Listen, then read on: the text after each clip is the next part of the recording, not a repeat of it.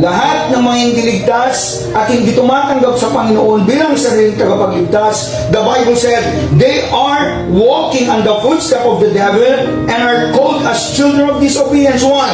Because they do not disobey by accident. When you are called children of disobedience, you did not disobey by accident. Right. Tama? They disobey by nature. They disobey by nature. Kaya nga ang sabi ng Bible in verse 3, among whom also we all had our conversations in time past. That's the lifestyle. We had our lifestyle in time past. In the lust of our flesh. We before in the lust of our flesh. Fulfilling the desires of the flesh and of the mind. And were by nature the children of wrath, even as others. Amen. That is why being disobedient is not an accident. It's a nature of a man. Amen. Amen. That's what the Bible said. They were by nature children of wrath. They are by nature children of disobedience. Ayaw ko maging unbeliever talaga. Basta naman tayo sa Panginoon at naligtas na tayo. Tama?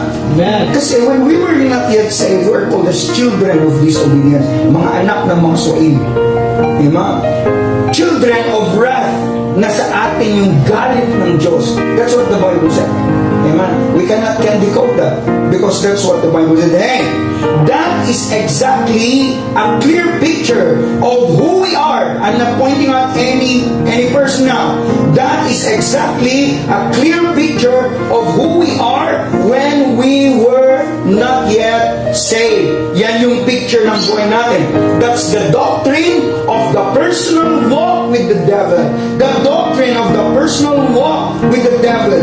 We walk according to the course of this world, according to the prince of the power of the air, the spirit that now worketh in the children of disobedience, the Bible said. That's the doctrine of the lives of the unbelievers today. Amen. Christians, whether you are saved or not, you have been walking, going somewhere. Naglalakad ka na. Regardless of you are a Christian or not, you are walking towards somewhere. Why? Because whether you are saved or not, everybody has a destination. Bawat tao mayroong destination to travel. We are just pilgrims. Like what John Bunyan once said in his book, The Pilgrim's Progress. Kanyang pinag-aralan at diniscuss yung buhay ng isang Kristiyano bilang isang stranger and a pilgrim of this world. Right. Amen? But the question is, where is your destination? Amen? You are walking, but where is your destination? You see, when you are not yet saved, you had a personal walk with the devil before. But verse 4 said, but God, who is rich in mercy, for His great love, wherewith He loved us, even when we were dead in sins, had quickened us together with Christ. By grace ye are saved. It takes God's mercy, it takes God's love, and it takes God's grace. Three things that takes us and put us away from Him. God's mercy, God's love, and God's grace to save us. Paulit-ulit from verse 1 to 5, Paul said, you were dead, you cannot save yourself, but Jesus quickened us, sabi ng verse 1. And then in verse 5 he said, He quickened us who were dead in sins. Christians, I repeat it again, living in sin is a description of a personal walk with the devil.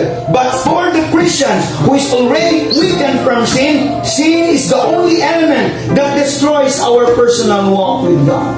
Right. Amen. It takes God's mercy, it takes God's love and grace to save us from our sin. Amen. You see, the first walk is a personal walk with the devil. Yun tayo. Amen. But because of God's mercy, love and grace, He saved us.